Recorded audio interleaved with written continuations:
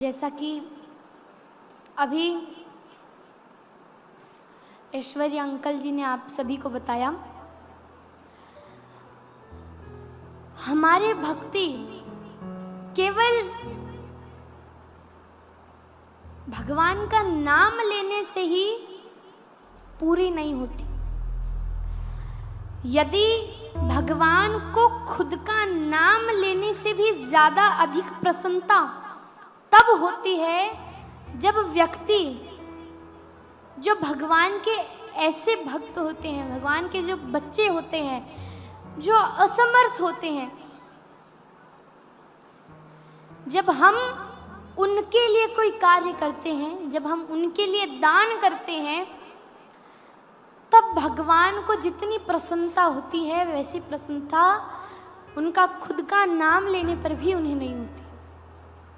इसीलिए हमें ज्यादा से ज्यादा दान करना चाहिए, तभी हमारा देश आगे बढ़ेगा। आपके लिए सुपात्र भी है नारायण सेवा संस्थान, जिसके अंदर आप जितना चाहें उतना दान कर सकते हैं, जिससे कि हमारा देश आगे बढ़ेगा। एक दिन नरसिंह भोजाई ने बहुत क्रोध आयोड़ो थो, तब नरसिंह भोजाई, अब कोई पे तो क्रोध निकालना ही पड़े, नरसिंह जी सामने से निकलिया, चालू हो गई। नरसिंह काम वाम कुछ करे नहीं, घर में फोकट की रोटियां तोड़े जा। सिंजारी रसोई वास्ते बलि तो ले रहा। सिंजा मतलब शाम, बलि तो मतलब लकड़ियां। तो शाम की रसोई के लिए लकड़ियां लेकर आ, क्योंकि उस समय तो चूल्हे पे रोटी बनती थी। नरसिंह जी कहे ठीक है भोजाई जी जाऊं। नरसिंह जी गया जंगल माते, लकड़ियां काटी, डोरी से बांधी लाकड़ियां, पर जब घर वापस आ रहा था तब रास्ता में कठई कीर्तन हो रही। बस महाराज नरसिंह जी तो कीर्तन में बैठ गया और के बढ़िया रम गया। अब वो कीर्तन चलतो ही जावे, चलतो ही जावे, चलतो ही जावे।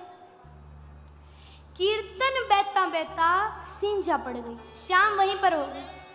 अब नरसिंह जी सोचियो हमें घर जाऊं तो भोजाई लड़े, विना तो मौको ही चाहे हम सुलड़। नरसिंह जी सोचियो आपा तो घरे जाओ श्याम, और भोजाई जी ने और लकड़ियां रख दे श्याम। कहते श्याम मैं तो कदी आया थे ही नहीं देखियो। नरसिंह जी घरे आया, डोरियों बांधी लाकड़ियां रखी, पर उन समय एड़ो जोग हो के वा डोरी टूटी और हड कर सारी लकड़ियां गिरी। आवाज हुई, भोजाई ने लगे आई गयो। भोजाई आई, आई क्यों? सिंजारी रसोई वास्ते मैं बलि तो मंगवायो, अब मैं बलू कठे रह गयो तो पूरो काम वाम पड़ियो है, थारे बरस से बैठो तो से घरारा भूखा मरे। नरसिंह जी कहे भोजाई जी वो रास्ता में कठे कीर्तन हो रही थो तो मैं कीर्तन में बैठ गए। कीर्तन में बैठ गए, रोटियां नहीं जिमाई कीर्तन वाला ने। झींझा बजाओ बट्ठे ने गिट्टन ने ओठे। कई देर भोजाई जी नरसिंह जी ने डांटियो, फिर भोजाई फन करती आप रहे कमरे में। नरसिंह जी भी गौशाला में गया। अब एक दिन नरसिंह जी ने भोजाई रोटी लियार दी, तो वो रोटी इतनी चीड़ी कि तोड़ो तो टूटे नहीं और मोरो तो मुड़े नहीं, और पानी माते भी रखो तो 2 घंटा लागे भीजना में। सियाड़ा रो टेम थो, सियाड़ा मतलब ठंडी का समय। भोजाई लाकर प्लेट नरसिंह जी के सामने रख दी। नरसिंह जी कहे भोजाई जी रोटी थोड़ी ठंडी है, थोड़ी ऊनी ला दो। ऊनी माने गरम, थोड़ी ऊनी ला दो। भोजाई कहे भावे ऊनी रोटियां, मेरो पति पूरे दिन काम कर आवे, मैं बिना ही नहीं खा लूं उन्हीं रोटियां और थाने में उन्हीं रोटियां खा लूं। अब इतनी जोर से आवाज सुनी तो वो पति जब घर में आयो तो उनका मूड एक तो वैया भी खराब थो काम काज के चक्कर में, और घरे आकर इतना जोर से हल्लो सुनाई दे रहे। वो कहे कहीं हो आजकल तो देवर भाभी लड़ता ही रहो। भुजाई कहे हाँ हाँ पूछो थारे भाई हूं।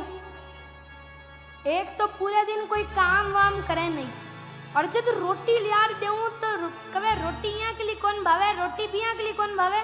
मैं करूं कहीं, मारा पिताजी कहीं मने रसोई घर संभालन ने भेजोड़ा है। अब अठीने नरसी जीरा बड़ा भाई कवे नरसी कायो यो। नरसी जी कवे भाई साहब मैं तो सिर्फ इतो ही कहो थो कि रोटी थोड़ी ठंडी है, थोड़ी सी उन्हीं ला दो। उतने में तो भुजाई जी ने क्रोध आई। अब भुजाई यो सोचियो कि मेरो पति मने गलत नहीं समझे। भुजाई कहे हाँ हाँ मैं तो हुई को जी, मन राखो ही क्यों, मन मेरे पीहर भेज दो, और नहीं भेजो तो मैं खुद जाऊं। अब जाओ या ना जाओ एक कर तो धमाको कर दियो घर में। अब वो भाई फंस गयो, एक तरफ तो घर को भाई एक तरफ घर की लुगाई, फंस गयो लाई। पर नरसी जी भक्त था, वे कभी भी आपरी वजह से कोई ने दुविधा में नहीं देख सकता। नरसी जी को वे अरे भुजाई जी थे क्यों जाओ मैं जाऊं। भुजाई कहे हाँ हाँ 2 दिन बाद भूखा लाग से नहीं जा ठीक आओ। नरसी जी कहे नहीं भुजाई जी अब रोटी खाऊं रे वास्ते थारे कने पाछू नहीं हो। अब नरसी जी तो जंगल माते गया। नरसी जी ने गांव रे माई ने भी कोई सहारो नहीं दियो। नरसी जी जंगल में गया और जंगल में नरसी जी ने एक महादेव जी रो मंदिर मिलियो। अब नरसी जी को की कोनी महादेव जी नहीं मनावा तो नरसी जी 7 दिन तक नरसी जी 7 दिन तक भूखे प्यासे रहकर महादेव जी की पूजा करें, महादेव जी ने मनावे। अब यहां पर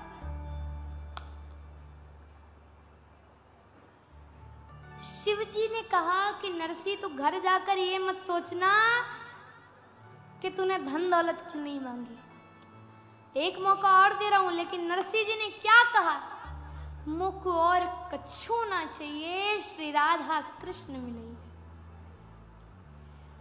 अब शिव जी ने कहा अरे नरसी तू तो पक्को भक्त है,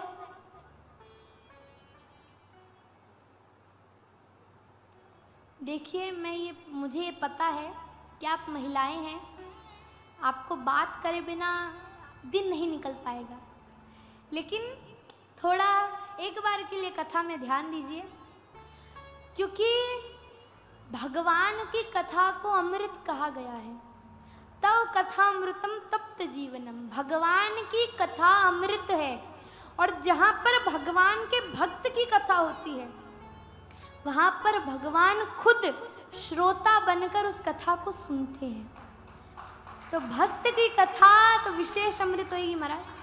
अब आपको डिसीजन लेना है कि आप पानी पियोला या अमृत पियोला। अब यहां पर नरसी जी कवे मुखु और कछु ना चाहिए श्री राधा कृष्ण मिले। शिव जी कहते हैं कि ठीक है नरसी, पर तुझे भगवान के दर्शन करने हैं तो तुझे रास में जाना पड़ेगा, और रास में जाने के लिए तुझे गोपी बनना पड़ेगा। नरसी जी कहते हैं प्रभु गोपी, ठीक है तो फिर मैं घाघरा ओढ़नी लेकर आता हूं।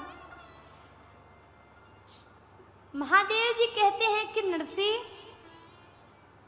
गोपी घाघरा ओढ़नी रो नाम नहीं है, गोपी भाव रो नाम है। अगर थारे मन में तीव्र इच्छा है तो ही तू रासरा दर्शन कर सके।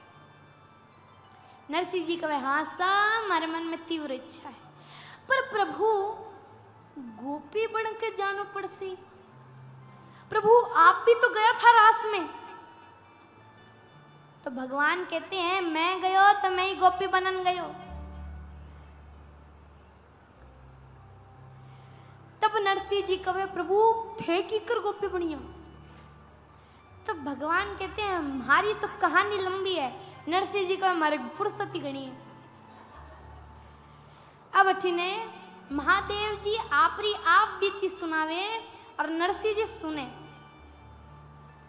महादेव जी कहे एक दिन कैलाश पर्वत पे गौरा माता सुंदर से तैयार होकर टिक्का ने टमका लगाकर तैयार हो रही थी।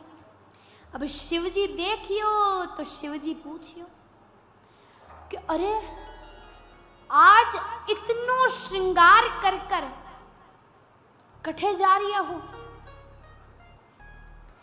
पार्वती जी श्रृंगार करे तब शिव जी पूछियो कि आज इतनो श्रृंगार कर कर कठ जा रही हो। इतनो श्रृंगार तो थे ब्याह में ही नहीं करिया। अब देखिए एक लड़की सबसे ज्यादा श्रृंगार अपनी शादी में ही करती है। शिव जी कहे इतो श्रृंगार तो थे ब्याह में ही नहीं करिया। इतो श्रृंगार करके सिद्ध गाँव। पार्वती जी कहे थे कठे जाओ तो मैं पूछू कहीं। शिव जी कहे देवी जी बताओ।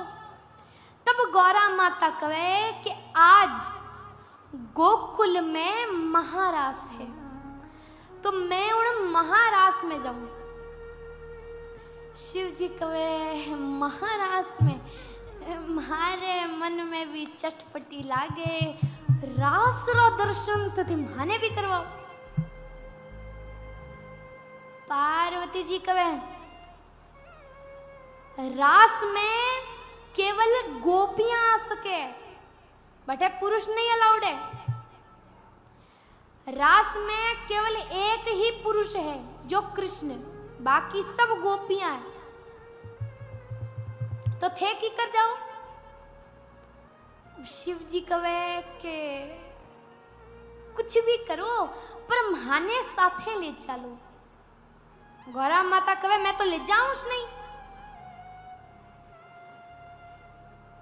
अब शिव जी हाथ जोड़ लिया। गौरा माता कहे प्रभु हाथ मत जोड़ो। नरसिंह जी को शिव जी ने कहा कि गोपी अब इससे तुझे क्या सीख मिली? तुझे ये सीख मिली कि गोपी घाघरा ओढ़ने रो नाम नहीं है, गोपी भाव रो नाम है।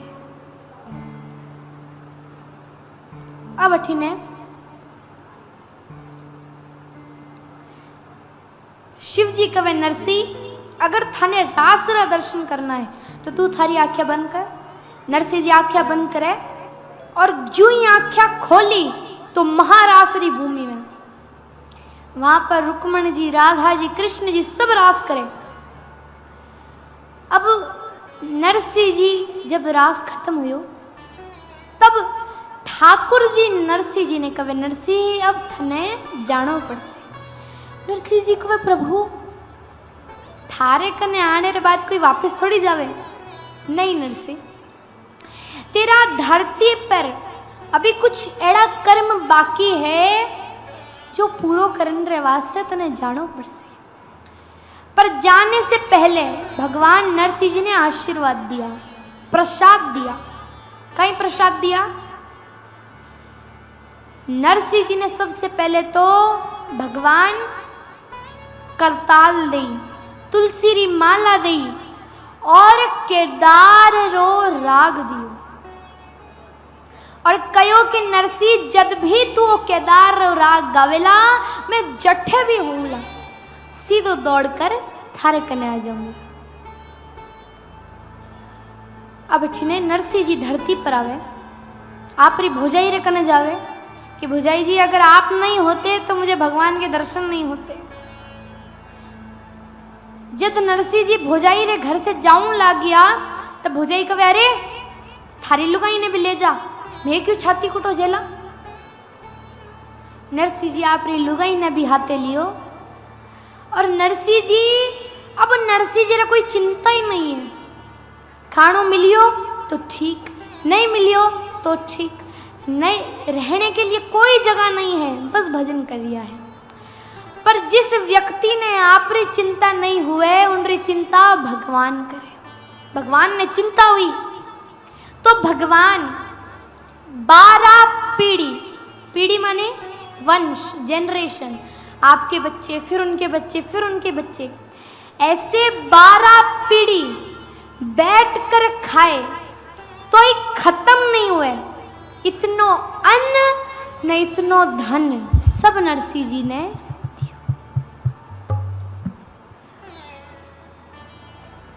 नरसिंह जी री लुगाई, नरसिंह जी रे एक बेटो थो जिनरो नाम थो सांवलसा सेठ, सांवलिया सेठ। और नरसिंह जी री एक बेटी भी थी जिनरो नाम थो नानी बाई। असल में नानी बाई का नाम जयकुंवरी बाई है, लेकिन ये जो नानी बाई के मायरे का काव्य है ये मीराबाई ने लिखा है, इसीलिए नानी बाई का नाम तो नानी बाई मीराबाई ने दिया। असल में उनका नाम हरनंदी बाई है। अब अच्छी ने आइए, अब हम असल मायरे में प्रवेश किए हैं। इतनी देर से तो इंट्रोडक्शन ही चल रहा था, पूरा एक दिन निकल गया इंट्रोडक्शन में। अब यहाँ पर नरसिंह जी री डीकरी ने नानी बाई नाम और ब्याही श्रीरंग के घरा में नगर अंजार सुग्राम। नरसिंह जी की एक बेटी थी जिनका नाम था नानी बाई। नरसिंह जी ने अपनी बेटी नानी बाई का ब्याह अंजार नगर में श्रीरंग जी के सुपूत से कर दिया। जास सुता के लगन रो श्रीरंग की छाव और न्यो तो सकल बिरादरी ने नागर कुल को भाव। जास सुता मतलब नानी बाई की जो बेटी, सुता मतलब बेटी, नानी बाई की जो बेटी थी उनकी शादी फिक्स हो गई। इस चीज के लिए श्रीरंग जी ने एक बहुत बड़ा आयोजन किया था। और एक बात मैं आपको बता दूं कि नरसिंह जी को जो भगवान ने 12 पीढ़ी बैठकर खाए इतना अन्न और इतना धन और एक मोटी हवेली दी थी, उसमें से 12 पीढ़ी धन और अन्न तो नरसिंह जी ने 12 महीने में खत्म कर दिया।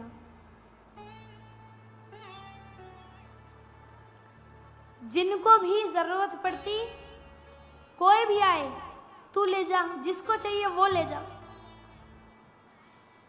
लेकिन ये बात उस समय की है जब नरसिंह जी के पास सब कुछ था, बहुत धन था। तब नरसिंह जी ने अपनी बेटी नानी बाई का ब्याह कर दिया था। अब जब से नरसिंह जी के हालात खराब हुए उसके बाद अब नरसिंह जी की जो बेटी है उसकी भी बेटी हो गई और उस बेटी की शादी भी फिक्स हो गई, पर नरसिंह जी ने कोई खबर ही नहीं। माघ कृष्ण भृगु सप्तमी कुंकु पत्र लिखाए। माघ कृष्ण की सप्तमी के दिन इनविटेशन कार्ड लिखा जाता है और ये भाई बंद भेड़ा हुआ और जाजम दई बिछाए। सब गणायकों को बुलाते हैं, सब भाई बंधुओं को बुलाते हैं और सब लोग मिल बांट कर जाजम पर बैठकर बात करते हैं। अब पहले तो जाजम पर बात करते थे, जाजम मतलब कारपेट,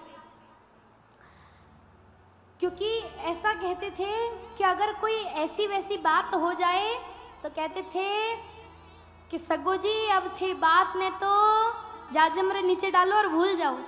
अब आजकल तो सब बैठे सोफा माथे, जाजम ने तो कई बात। पर जब नरसिंह जी के पास खूब धन इत्यादि था तब उन्होंने अपनी नानी बाई का ब्याह कर दिया था। उसके बाद नरसिंह जी के बेटे का देहांत हो जाता है। नरसिंह जी रो बेटो छोटी उम्र में ही भगवान रे घरे गयो। नरसिंह जी री लुगाई भी छोटी उम्र में ही भगवान के घरे गई।